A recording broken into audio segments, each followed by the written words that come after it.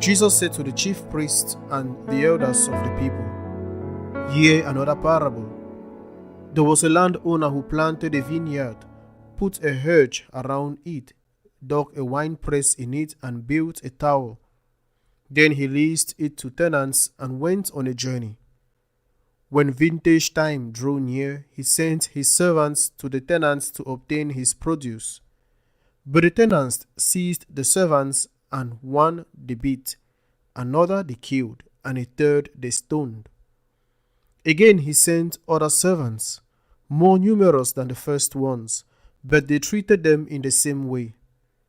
Finally he sent his son to them, thinking they will respect my son. But when the tenants saw the son, they said to one another, 'This is the heir. Come, let us kill him and acquire his inheritance.' They seized him, threw him out of the vineyard, and killed him. What will the owner of the vineyard do to those tenants when he comes?" They answered him, "He will put those wretched men to a wretched death, and lease his vineyard to other tenants, who will give him the produce at the proper times." Jesus said to them, "Did you never read in the scriptures? The stone that the builders rejected has become the cornerstone. By the Lord has this been done, and it is wonderful in our eyes. Therefore I say to you, the kingdom of God will be taken away from you and given to a people that will produce its fruit." When the chief priests and the Pharisees heard this parable, they knew that he was speaking about them. And although they were attempting to arrest him, they feared the crowds, for they regarded him as a prophet. The Gospel of the Lord. Praise to you, Lord Jesus Christ. There is an old saying that there is nothing new under the sun. Possibly right in many things, but not all. Why is that? Although man is the same today as he was 2,000 years ago, nevertheless we have been modified with this social engineering that has been applied to us. For example, 2,000 years ago, in the time of Jesus, and less than 500 years ago, even 300 years ago, it is possible even more recent, there was not what there is today in society, which has absolutely permeated all of us, although not to a different degree. I am referring to the concept of rights. Today everything is a right. Even crimes are considered rights.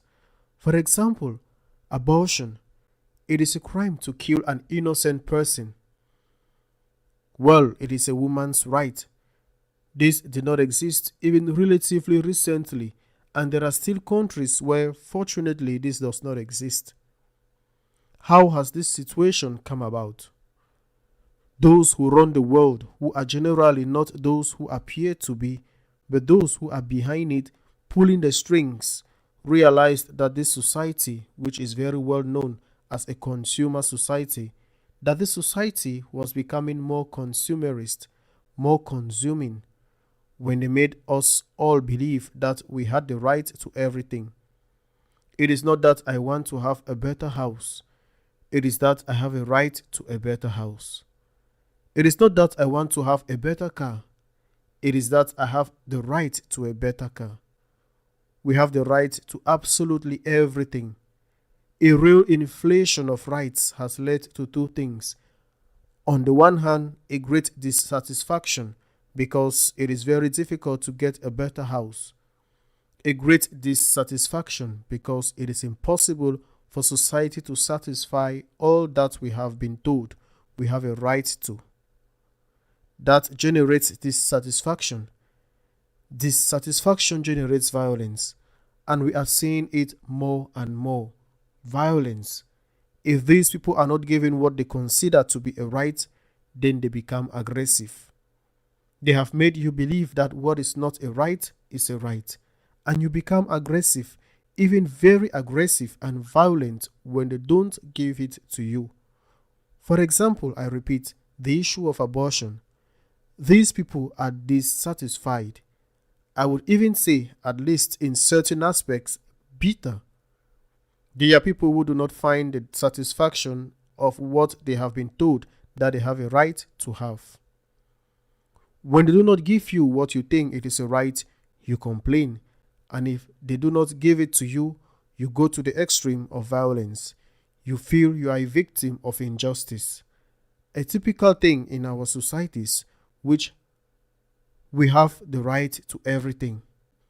As they can't give us everything, then we protest, we get angry, we even become violent to satisfy those rights, some of which are real and others are not. Then the governments that have given society this feeling that it has the right to everything, governments get into debt. Every time the public debt of all countries is immensely higher, it is growing in a tremendous way. But then there is another consequence. The other consequence, besides dissatisfaction, unhappiness, the other consequence is the inability to be grateful. Then they are no longer favors. In fact, we no longer know what it is to ask for a favor. Even if the formula is to ask for a favor, can you do this for me, please? In fact, this belief that everything is a right has made us incapable of distinguishing what is a favor from what is a right, and therefore of being grateful for favors. Can you do this? Can you give me this, please? If they do not give it to you, you consider it a fault of the person towards you, because even though you know that you have no right to it, you are already used to asking for everything as if it were a right. When they do not give you the favor you asked for, you get angry, even if that person doesn't give you the favor you are asking for at that moment. Even if that person has done you countless favors before, has been helping you months, years without you having the right to it, but if at a given moment they do not give you what you have just asked for, they withdraw their word and treat you even aggressively and violently. They have forgotten everything they have done for you, and you get very angry. This is an X-ray of our world, of our people, and we have to analyze whether the same thing happens to us. And of course, this is not only in our relationship with people, but also in our relationship with God. In the relationship with God, the concept of duty has disappeared, and the concept of gratitude has disappeared. We have the right to everything, also with God, just as we have the right to a house of our dreams, the car of our dreams, the job of our dreams, perfect and permanent health, the absence of death, etc. And there is anger, annoyance with society, with the boss of the company, with the government, with whoever, with parents, with friends, when they do not give us what we think we are entitled to, even if it is not true that we have that right. Exactly the same happens with God. The same thing. If there is a disease, God is to blame. But haven't you realized that you have had health before? No, I have always been able to be healthy. But it is God's fault that I am now ill. If a person dies, it is God's fault. But haven't you realized that you have had the gift of God to have that person with you all those years? No. What I have had is not a gift, it is a right. I have the right to have my son with me, to have perfect health, to have a good job, to have everything. I have the right to absolutely everything, and I owe nothing to anyone, neither to God nor to any man. I have the right to everything. Therefore, I have nothing to be grateful for. Favors are appreciated, rights are demanded. From the moment we have been told that everything is a right, from that moment we are not grateful, either to men or to God.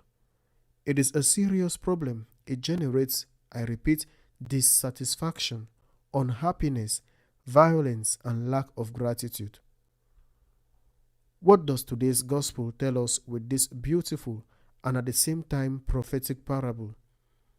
Because Jesus is talking about himself, what is he telling us? He tells us a Lord plants a vineyard. That is to say, God has created you. God has taken care of you, and God has the right, God's right, that you give him the fruits. It is a gift. Life is a gift. Intelligence is a gift. Health is a gift. That you don't have the best intelligence in the world, nor perfect health, nor the ideal job, nor the most multimillionaire's money, nor etc., etc. Of what you have to give thanks, and of what you have, which is surely much more than what others have, of that you not only have to give thanks, but you have to bear fruit. You have to bear fruit of what you have, because it is a gift that has been given to you. It is a gift. I have to be grateful. I have to be grateful for it. I have to be grateful with works. That is to say, I have to bear fruit. Thanksgiving and works of thankfulness. Without works, there is no true thankfulness. Thankfulness and works of thankfulness are not a favor I do to God. It is a duty I have to God. I have a duty to be thankful. I have a duty to render. We will have more. They will ask for more, as the Lord also says, to whom much has been given, much has been taken. Have you not been given as much as the other? You have not had the family that the other has had, the educational possibilities, the genetic inheritance, the food, the country. They will ask less of you, but of what they have given you, you have the duty, the obligation to be grateful and to give thanks. That you are not going to give what the others has to give. Nobody is going to ask you. You have to give according to what they have given you. We have to approach life in a different way, in a real way, not in a fictitious way, as we have been deceived in a real way. What then is the real way? There are rights, I have to claim them, but there are many things that are not a right. Even if they tell me that they are, many are not. I repeat, for example, the right to have an abortion. It is false that killing an innocent person can become a right. It is not a right. It is appalling. Many things are rights, others are not. I have to make in my life, in my thoughts, in my attitudes, in my subconscious, the concept that there are favors and that favors are not rights. When I understand that what I ask for as a favor is really a favor and not a right, then if they give it to me, I am grateful. And if they do not give it to me, I don't get angry. If they do not give it to me, I am still grateful. I don't become violent. I have asked for a favor. I have not claimed a right. And if they give it to me, I am grateful. And with God, I have to assume that with God, I only have obligations because He is my creator. He doesn't owe me anything. He doesn't owe me anything. God is not my debtor. I am God's debtor. What does God owe me? Nothing. To me, nothing. I owe Him everything. God owes me nothing, and I owe Him everything. Everything. He has created me. I have given Him what He has given me. Health or time, intelligence, family, what He has given me, which will be more, even much more than what He has given to another. It will be less than what He has given to another. I will have to pay for what He has given me. God has no debts with me. I do with Him, all with Him, and I have to thank Him for what He has given me, and thank Him with works. I have to render for this vineyard that He has sowed, that He worked, and that He has lent to me. Use it. Rights that are, and not inverted ones, and duties also, those that are in the first place. My duties towards God, gratitude and works of gratitude. Amen.